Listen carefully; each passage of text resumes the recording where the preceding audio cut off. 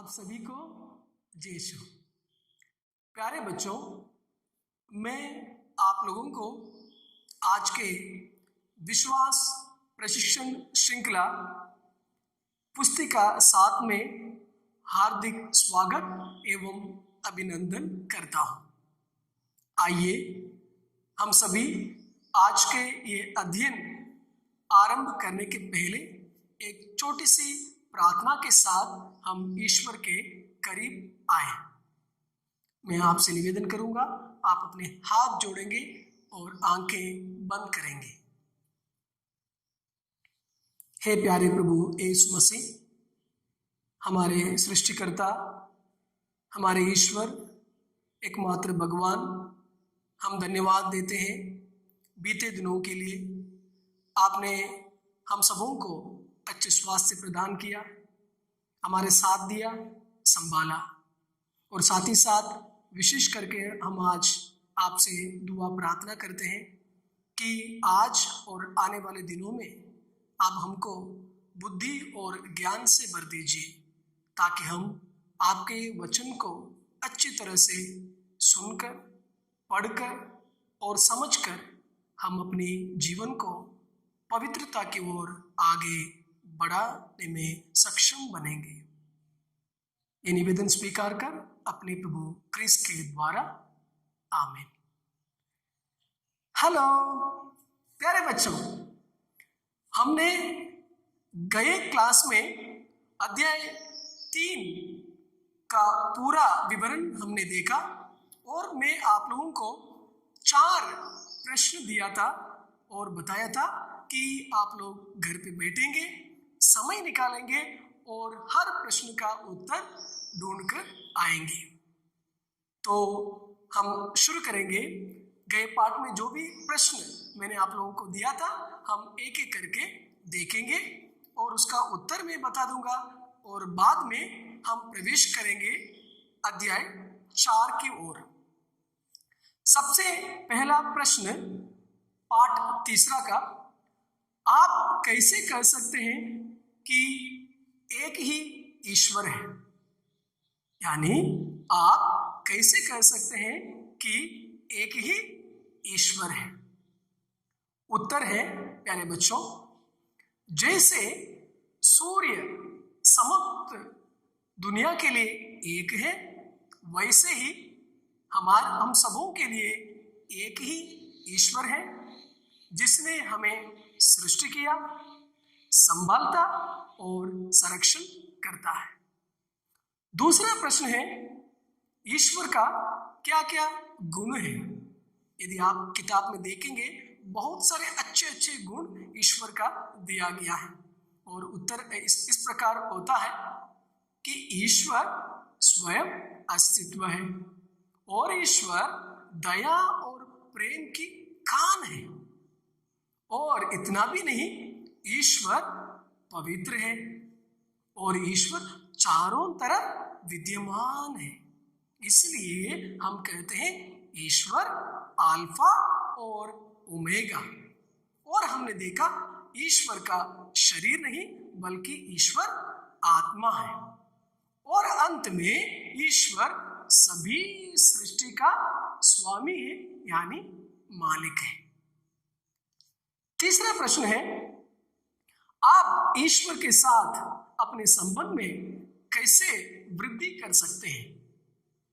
और उसका उत्तर है, सबसे पहले मैं ईश्वर के ज्ञान में आगे बढ़ूंगा, मैं ईश्वर से प्रेम करूंगा, मैं ईश्वर के विषय में मनन करूंगा, मैं ईश्वर से वार्तालाप करूंगा, मैं हर दिन गिरजाघर में जाकर ईश्वर से प्रार्थना करूंगा और उससे मिलूंगा। इस प्रकार हम ईश्वर के संबंध में वृद्धि कर सकते हैं। और सबसे चौथा और लास्ट अंतिम प्रश्न है, आप अपने जीवन में एक ही सच्चे ईश्वर को कैसे प्रकट करेंगे? कैसे प्रकट करेंगे? सबसे पहले मैं उस ईश्वर को संपूर्ण दिल से स्वीकार करूंगा और उसके बाद उस पर आशा रखूंगा, उसकी आराधना करूंगा और उसे प्रेम करूंगा। ये सब जब हम करेंगे तो जरूर हम अपने जीवन में एक ही सच्चे ईश्वर को प्रकट कर सकते हैं। तो इस प्रकार प्यारे बच्चों, तीसरे पाठ के 4 प्रश्नों का उत्तर मैंने आज आप लोगों के सम्मुख रखा।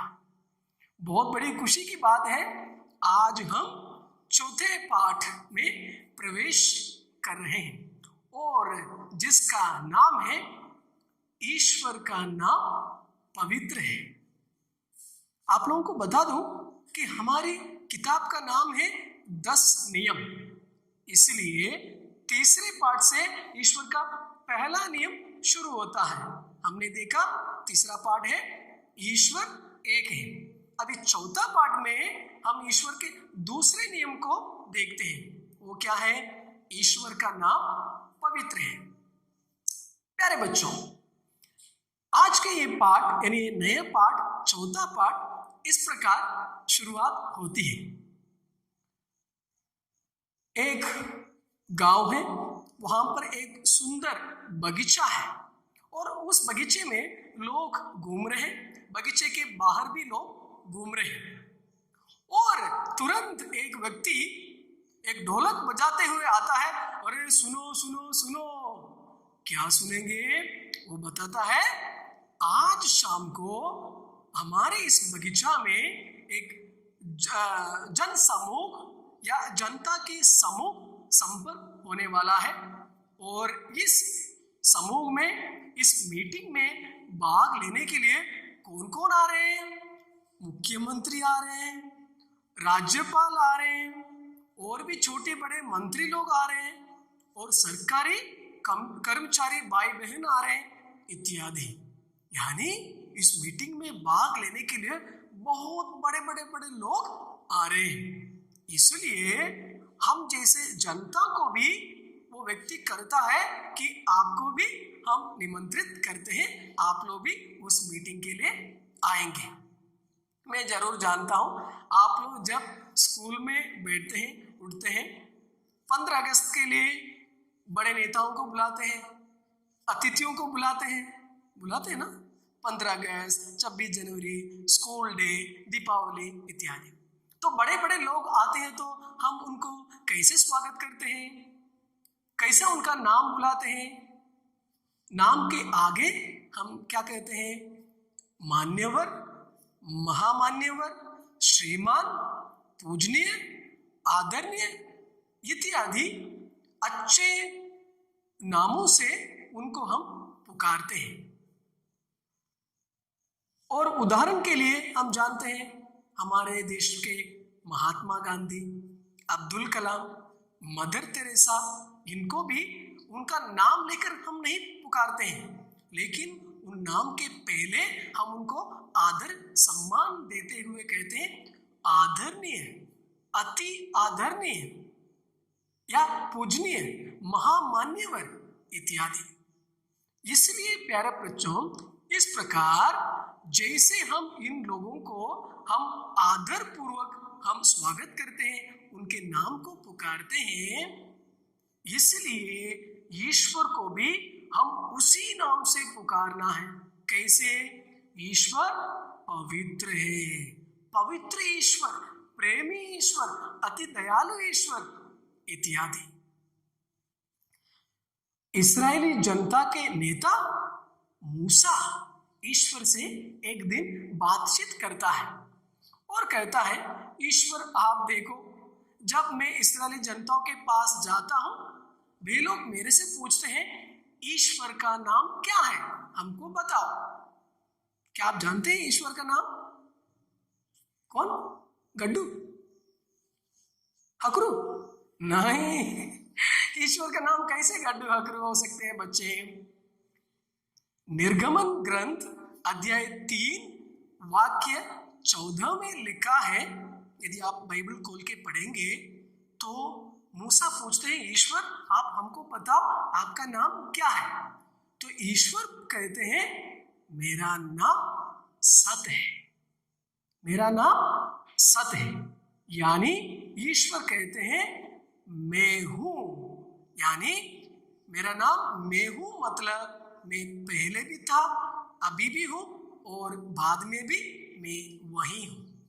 तो इस प्रकार ईश्वर का नाम पवित्र है और ईश्वर का नाम सत्य है।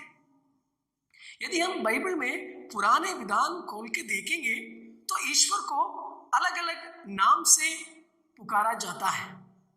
आप भी कुछ कुछ नाम जानते होंगे। ईश्वर के दूसरे नाम क्या है? सबसे पहला है यहोवा, दूसरा है यावे, तीसरा है प्रभु, चौथा है एल सदाई इत्यादि नामों से पुराने विधान में ईश्वर को पुकारते हैं। और आप जानते हैं जब हम नए विधान की ओर आते हैं वहां पर कौन मिलते हैं हमको? ईश्वर के एकलौते पुत्र कौन? हाँ, प्रभु यीशु। प्रभु यीशु को भी अलग अलग नामों से पुकारा जाता था नए विधान में। उदाहरण के लिए इमानुएल, प्रभु, मसीह, रब्बोनी, टीचर इत्यादि। तो प्यारे बच्चों, इसी प्रकार ईश्वर को अलग अलग नामों से हम पुकारते हैं और प्रभु यीशु को भी हम अलग अलग नामों से पुकारते हैं। इस प्रकार आज के ये अध्ययन यहाँ पर खत्म होता है। याद रखिए बच्चों, सबसे शुरुआत में हमने तीसरे पाठ के सभी प्रश्न उत्तर देखे थे और अभी चौथा पाठ हमने शुरू किया है जिसका नाम है ईश्वर का नाम पवित्र है। मैं आशा करता हूँ कि आप सभी घर पे बैठे, अभी कोविड-19 और अपना कोरोना का समय है, बाहर नहीं जाते होंगे, जरूर बैठिए, पढ़िए, समझिए और आते सप्ताह या आने वाले दिन में और हम अच्छी तरह से सीखने के लिए, समझने के लिए हम प्रयास करेंगे। आमीन। Thank you.